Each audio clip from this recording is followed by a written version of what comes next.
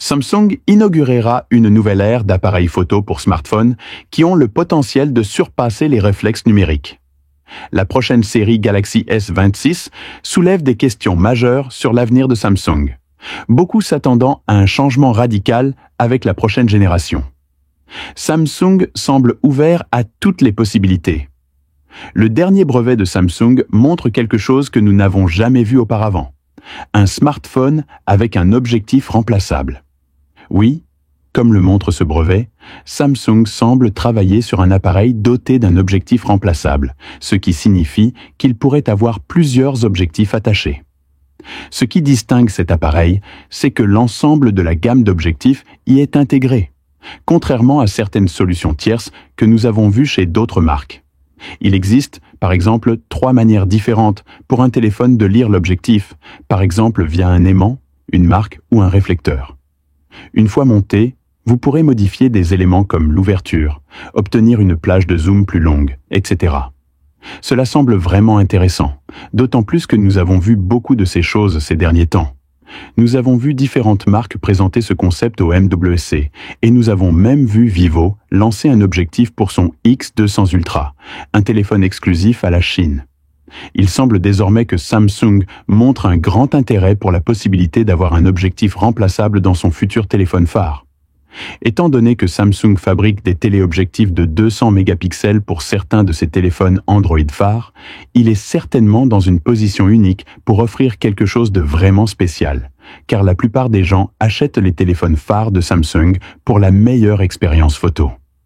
Si Samsung pouvait rendre l'expérience de l'appareil photo plus intéressante en fournissant un objectif externe, je pense que la plupart de ces personnes n'hésiteraient pas à payer plus. Encore une fois, rien n'a été confirmé. C'est sur cela que Samsung travaille en coulisses. Faites-moi savoir si vous pensez que cela pourrait être l'avenir des appareils photo pour smartphone dans la section commentaires ci-dessous.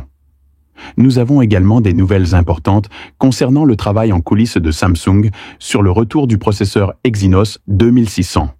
Selon une source coréenne, Samsung semble avoir subi une perte importante pouvant atteindre 400 millions de dollars en raison de son incapacité à utiliser le processeur Exynos 2500 dans la série S25 cette année. C'est pourquoi Samsung met tout en œuvre pour fournir à certains marchés le processeur Exynos 2600 de la série S26 l'année prochaine. Il semble que Samsung pourrait équiper les Galaxy S26 et S26 Plus en Europe du processeur Exynos 2600, tout en conservant probablement le processeur Snapdragon 8 Elite génération 2 exclusif au Galaxy S26 Ultra. En effet, les sources s'attendent déjà à ce que le processeur Snapdragon 8 Elite génération 2 ait un net avantage en termes de performance par rapport au processeur Exynos 2600.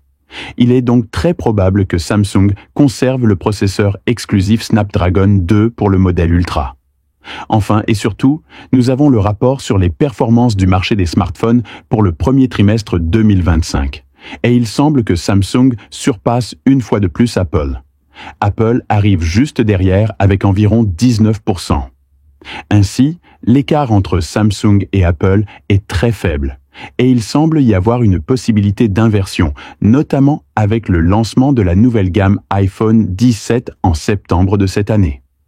Bien sûr, Samsung a également la possibilité de poursuivre ses progrès grâce au prochain événement Unpacked, où nous verrons le changement indispensable dans ses smartphones pliables. Mais dans un avenir lointain, et par là j'entends 2026, il semble que la série Galaxy S26, en particulier le S26 Ultra, pourrait avoir quelque chose de très excitant.